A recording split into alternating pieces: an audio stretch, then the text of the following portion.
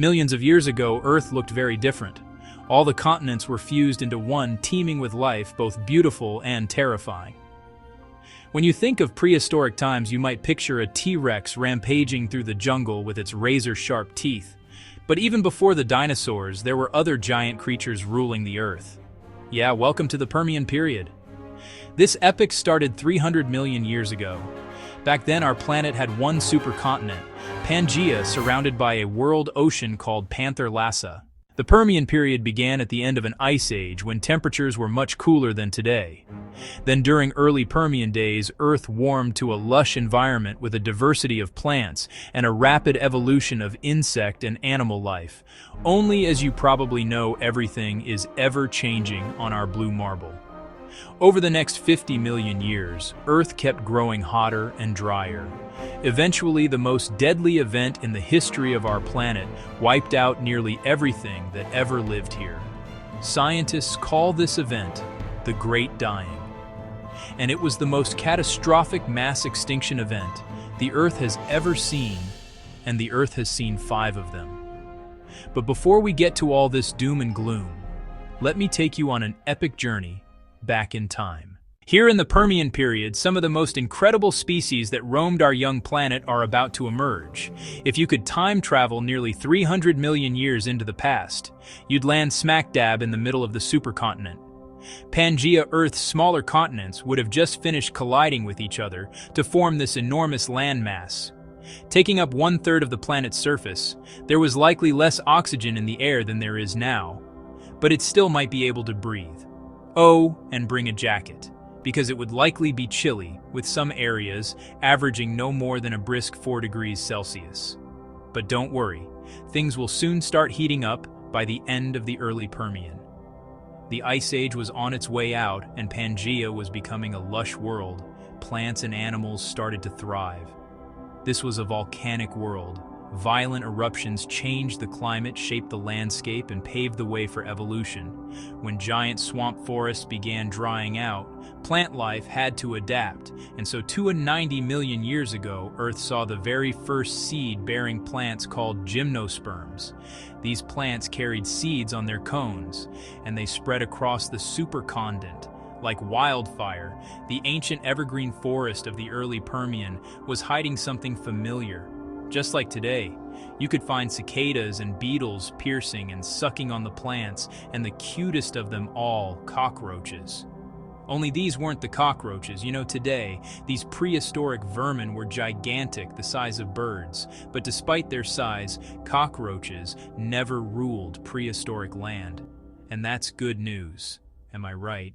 No, something much more fascinating was roaming Pangea, the now extinct ancestor of primitive mammals. Dimetrodon, this animal was as fascinating as it was terrifying. Encountering a Dimetrodon would be quite a sight to behold. This ancient lizard grew to 5 meters long and weighed 225 kilograms. It had a large sail running down its spine. Scientists think this sail helped the reptile regulate its body temperature, soaking up warmth during the daytime and dissipating excess heat during the cooler nights. It would walk toward you like a crocodile and act like a total menace. Dimetrodon was an apex predator of its time. Watch out for a mix of sharp and flat teeth that would slice you open and grind you up in the middle Permian period. Other mammal-like reptiles took over the planet, the therapsids. They had strong jaws with sharp teeth and a somewhat upright stance. Thanks to their legs being situated underneath their bodies, the rapid reptiles varied from the 5-meter-long, likely omnivorous Deuterosaurus to the 5 times smaller meat-eating Lycanops.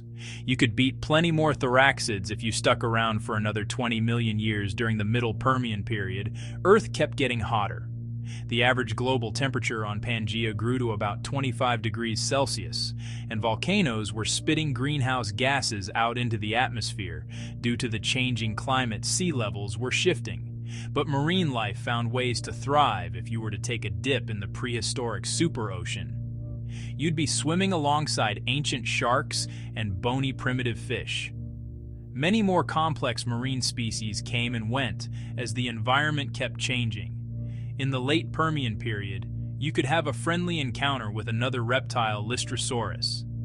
These look like a cross between a lizard and a pig, but unlike all the scary prehistoric monsters out there, Lystrosaurus was a herbivore. It was just 1 meter long and had powerful front legs for burrowing soon. Another cute, mammal-like lizard evolved the cynodont.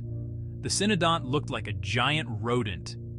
It was about 1 meter long, had whiskers, and fed on small animals and insects. Now, during this time, something bad was brewing in the air.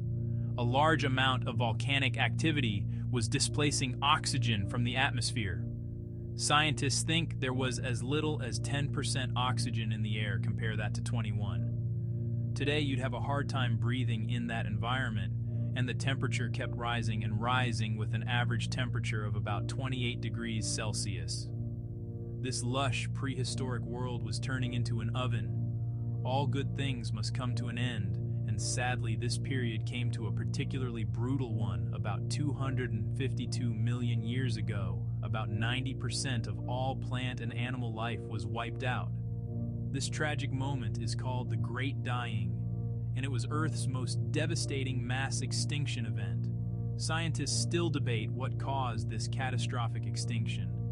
Most theories suggest it was the result of explosive volcanic activity.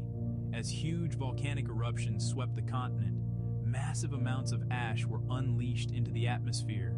So much ash that it blocked out most, if not all, of the incoming sunlight. And with no sunlight, global temperatures dropped. Suddenly, plants couldn't perform their photosynthetic processes and died off.